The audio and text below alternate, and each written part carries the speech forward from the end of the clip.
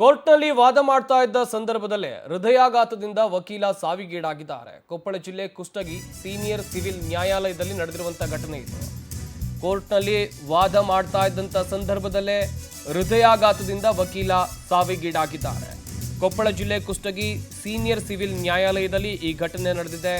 ವಾದ ಮಾಡ್ತಾ ಇರುವಾಗ ಹಿರಿಯ ವಕೀಲ ನಿಂಗಪ್ಪ ಸುದ್ದಿ ಸಾವಿಗೀಡಾಗಿದ್ದಾರೆ. 48 ವರ್ಷ ವಯಸ್ಸಾಗಿತ್ತು. ಕೊಪ್ಪಳ ಜಿಲ್ಲೆ ಕುಷ್ಟಗಿ ತಾಲೂಕಿನ ತಾವರಗೇರ ನಿವಾಸಿ ನಿಂಗಪ್ಪ ಎನ್ನುವಂತ ಮಾಹಿತಿ ಇದೆ.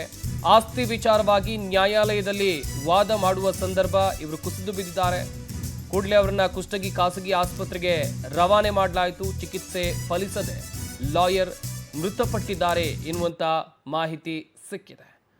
ಕೋರ್ಟ್ನಲ್ಲಿ ಕೇಸ್ ವಿಚಾರಕ್ಕೆ ಸಂಬಂಧಿಸಿದಂತೆ ಆಸ್ತಿ ಕಲಹ ಕೇಸ್ನ ಬಗ್ಗೆ ವಾದವನ್ನ ಮಾಡ್ತಾ ಇದ್ದಂಥ ಸಂದರ್ಭದಲ್ಲೇ ವಕೀಲರು ಹೃದಯಾಘಾತದಿಂದ ಸಾವಿಗೀಡಾಗಿರುವಂಥ ಮಾಹಿತಿ ಲಭ್ಯವಾಗಿದೆ. ಕೋರ್ಟ್ನಲ್ಲಿ ಅವರು ವಾದ ಮಾಡ್ತಾ ಇದ್ರು. ಎಂದಿನಂತೆ ವಾದ ಮಾಡ್ತಾ ಇದ್ದಂಥ ಸಂದರ್ಭದಲ್ಲಿ ತಕ್ಷಣವೇ ಕುಸಿದು ಬೀಳ್ತಾರೆ.